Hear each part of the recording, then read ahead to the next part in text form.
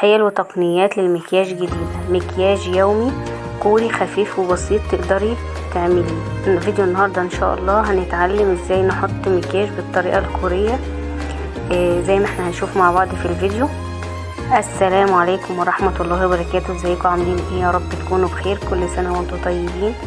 زي ما احنا شايفين مع بعض النهاردة هنشوف ازاي طريقة وضع المكياج بالطريقة الكورية زي ما احنا هنشوف مع بعض. دي اول واحدة بطريقة سهلة وبسيطة. هما طبعا بيحطوا الكريم الاساس افتح من درجة بشرتهم بدرجتين، وبعد كده بيحطوا اللي هي الباودر اللي هي نيوز باودر.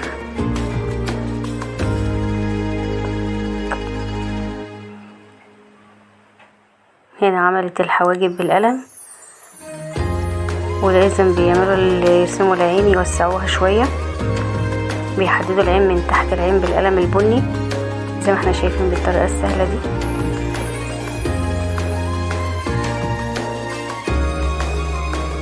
وهنا دي طريقة تانية.